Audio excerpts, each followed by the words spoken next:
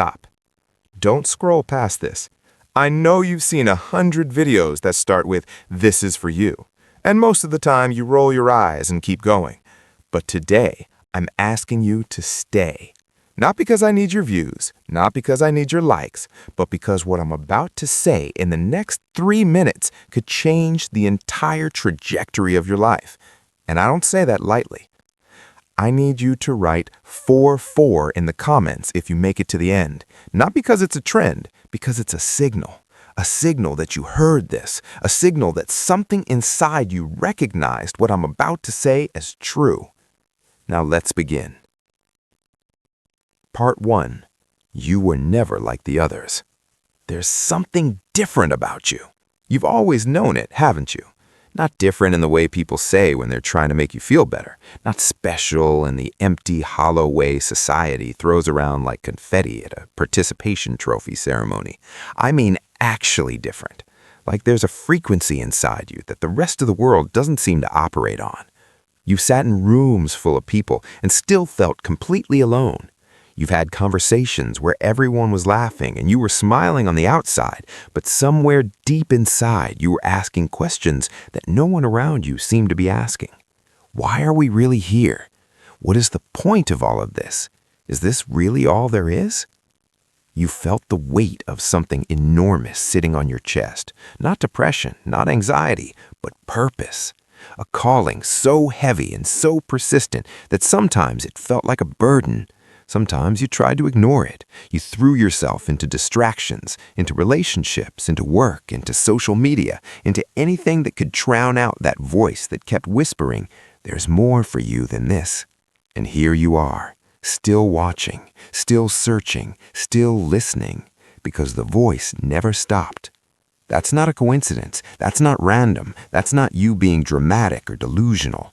That restlessness, that's a compass. And today, I'm going to help you understand how to read it. Part 2. The awakening nobody warned you about. Here's what they don't tell you about becoming who you were meant to be. It's violent. Not physically, but energetically, emotionally, spiritually. It is one of the most violent processes a human being can go through. Because in order to become the person you were chosen to be, you first have to lose the person you were pretending to be.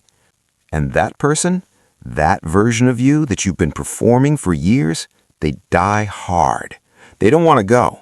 They've built comfort zones, social circles, habits, belief systems, entire identities around staying exactly where they are. And when the real you starts to emerge, when you start saying no to things that no longer serve you, when you start pulling away from people who drain you, when you start dreaming bigger than anyone in your circle thinks is realistic, that old version of you will fight back. It will disguise itself as doubt. Who do you think you are? You're not that special. Other people have tried and failed. What makes you think you're different? It will disguise itself as logic. Be realistic. Be practical. Play it safe. Don't embarrass yourself.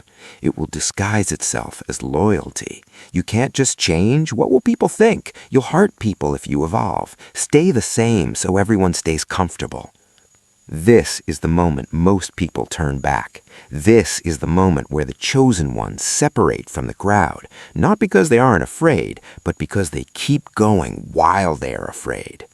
The awakening nobody warned you about is this.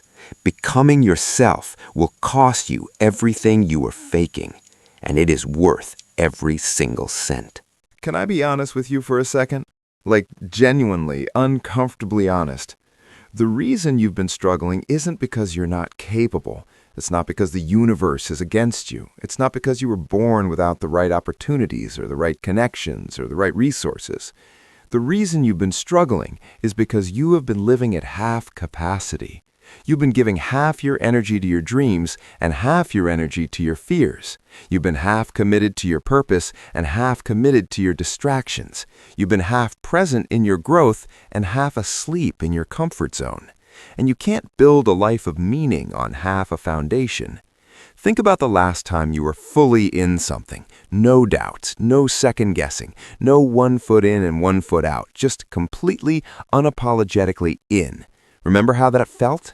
Remember how things started moving? Remember how doors opened that you didn't even know existed? That's what full commitment unlocks. That's what happens when you stop managing your greatness and start unleashing it.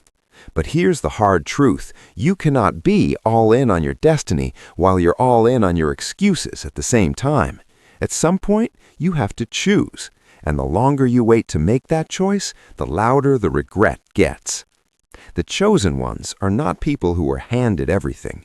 They are people who chose themselves first, before the proof showed up, before the results arrived, before anyone else believed.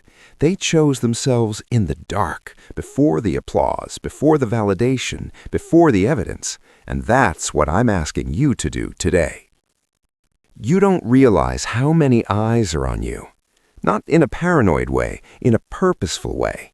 There are people in your life, maybe a younger sibling, maybe a friend who never says it out loud, maybe someone you haven't even met yet, who are watching how you handle this season of your life. They're watching to see if it's possible. They're watching to see if someone who looks like them, who comes from where they come from, who has been through what they've been through, can actually make it. You are somebody's permission slip. Your breakthrough is not just about you. Your healing is not just about you. Your rise is not just about you. Every time you choose courage over comfort, every time you get back up after you've been knocked down, every time you decide to keep going when quitting would have been so much easier, you are writing a story that someone else desperately needs to read. The world is full of talented people who never delivered. The world is full of gifted people who talk themselves out of greatness. The world is full of chosen ones who chose everything except themselves. Don't be that story. Because somewhere out there, maybe closer than you think, is someone who needs you to go first. Someone who needs to see that it's possible. Someone whose entire future is quietly attached to whether or not you decide to show up for yours. That is a responsibility, and I know you feel it because you've felt it your whole life. That's why the weight never lifted. That's why the calling never went quiet, because you were never just carrying something for yourself. You were carrying it for them.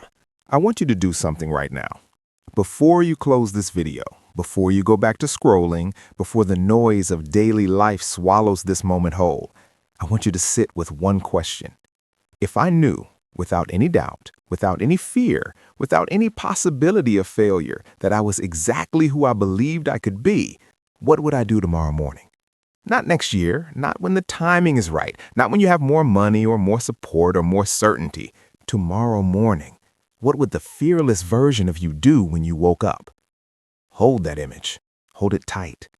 Because that image, that version of you that just flashed across your mind, that's not a fantasy. That's a memory from your future, and it's been trying to reach you for a long time. The chosen ones are not chosen by some external force that selects randomly and plays favorites. The chosen ones are the ones who chose. Full stop.